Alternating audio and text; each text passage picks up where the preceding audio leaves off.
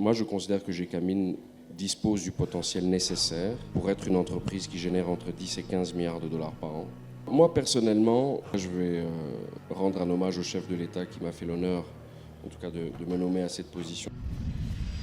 Qui est GKMINAR ou qui a un membre de sa famille qui est GKMINAR, de manière directe ou indirecte. Peut-être juste lever la main. Ah oui. C'est presque toute la salle. Hein. Je pense qu'il y a 3 facteurs clés. Le plus important, c'est la culture d'entreprise. Je pense que le sentiment d'appartenance à la GKMIN est un des plus forts. Le deuxième, je pense, facteur important, c'est la valeur stratégique de ces gisements et de ces actifs miniers. Le troisième facteur, selon moi, c'est cette capacité d'adaptation constante au gré des chocs endogènes et exogènes. Évidemment, notre ambition, elle est très claire. Nous souhaitons repositionner GKMIN comme une entreprise et un producteur minier de référence. Et donc, comment concilier cet enjeu de responsabilité, je dirais presque sociétale, et de performance économique et opérationnelle? Je pense que ça, c'est notre véritable défi. Notre objet social reste la production minière.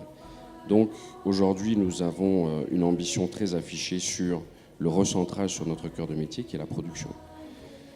Ça va passer par une stratégie à court terme et moyen terme, et peut-être même à long terme, mais l'objectif est de relancer un large programme de nouvelles découvertes. En fait, il faut qu'on refasse de l'exploration, de la recherche pour découvrir des nouveaux gisements.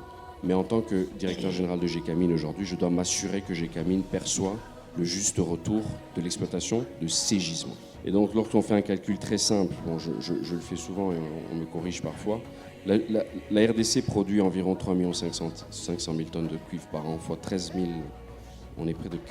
On parle de 46 milliards de dollars qui sont produits chaque année, c'est plus que notre budget national. Troisième point sur notre vision stratégique, c'est continuer à renforcer notre nouvelle vision de refaire de GKMIN un trader international. Nous allons continuer à faire des analyses et des diagnostics sur un certain nombre de nos départements, continuer à renforcer notre gouvernance. C'est un large travail qui continue d'être fait. Moi, on évolue, peut-être qu'il faut aller un petit peu plus vite. Renforcer la discipline financière, évidemment, et puis l'intégration de standards internationaux en termes de transparence, etc. Le tout dernier point, évidemment, que je veux soulever ici, c'est notre rôle clé au niveau de la transition énergétique. 2 exemples très simples. Nous avons une filiale qui s'appelle STL.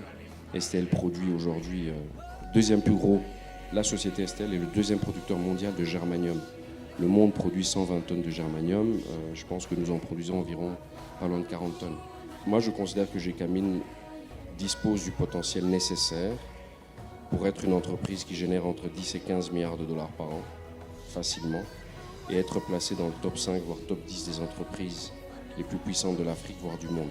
Ce potentiel existe, il est là, et je pense qu'il faut juste avoir le courage nécessaire de la transformer et la moderniser. En termes de création d'emplois, en termes les revenus essentiels de l'État, parce que je pense qu'on est un des plus gros contributeurs, et donc notre responsabilité de redistribution à la société et aux communautés dans lesquelles nous opérons, elle fait partie, je veux dire, de notre ADN, peut-être un peu plus. Je pense que GKMIN n'est pas en retard, GKMIN est simplement en attente d'accélération. Merci.